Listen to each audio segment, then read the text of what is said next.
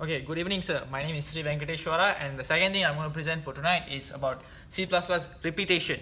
So, as for repetition, the only thing that comes to my mind is actually looping statement. For looping statement, what is actually a looping statement? Looping statement is basically a part whereby you will keep on repeating the statement until a certain condition is met. So that is what looping means. So there's three types of loops, which is the for loop, the while loop, and the do while loop. Okay, the loop that I wish to choose is the for loop. Okay, so I just written it in the flow chart to explain what looping really is. So the first thing is that we will start with the initialization statement, where it will be executed only once. So this initial statement will execute, whereby it will go to the test expression. The test expression is actually an example of a statement. For example, 5 is more than 4. That's a statement. A statement is called a test expression. So if the test expression is 2, then it will go through the body of the loop. And once it goes through the body of the loop, it will update the statement, has a true statement, and then it will return back to the test expression to continue the loop. This loop will keep on continuing until the test expression becomes a false statement. So once it is a false statement, it will exit the loop and it will also come down straight to the statement below the loop, which means the loop is terminated once it is a false statement loop. So basically, a clear understanding of what looping is, basically looping happens until the statement is false. Okay, so let's go straight to the example of C++ program looping.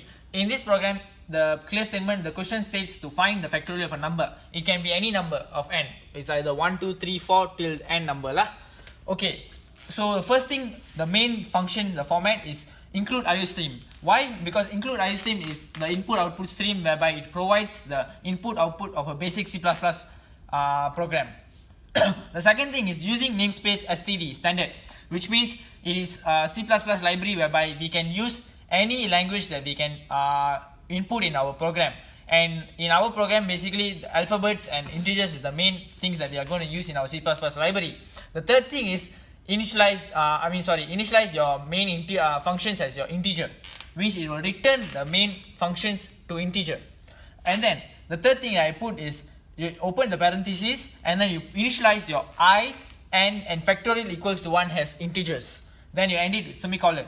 Then you put cout, what you want to bring out in the output, what you want it to type in the output. That is what your cout means. Then you open it with a quotation statement, enter a positive integer, then you colon. Then after that you end it with a quotation mark and then semicolon, followed by cin. Cin is basically what the user inputs or what the user must type inside.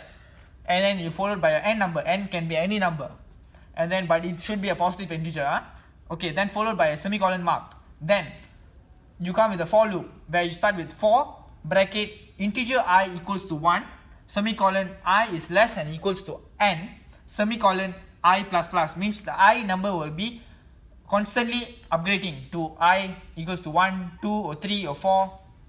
It will continuously adding up.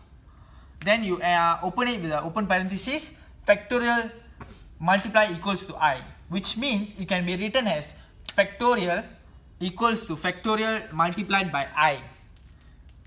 Okay, then you'll end it with the semicolon.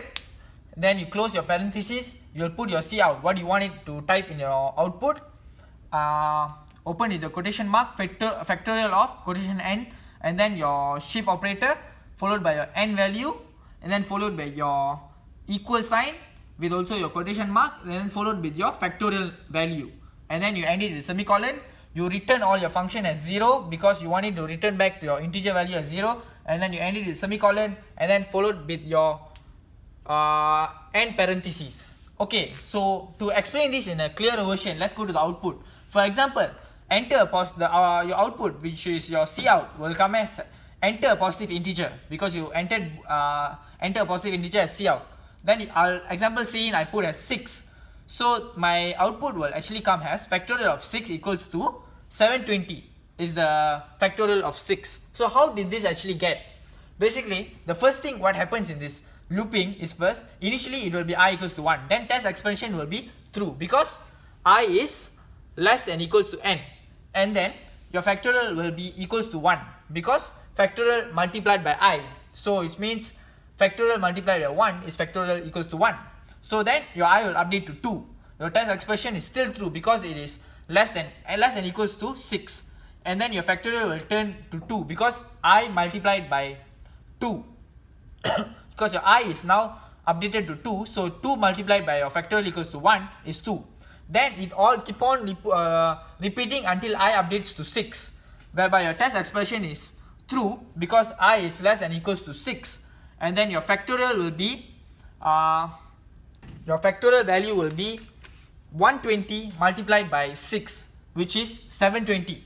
Okay, so 120 multiplied by 6 is actually I value, which is 720. So factorial will be equals to 720. Then it will still continue to I update to 7, but when I update to 7, your test expression will be false.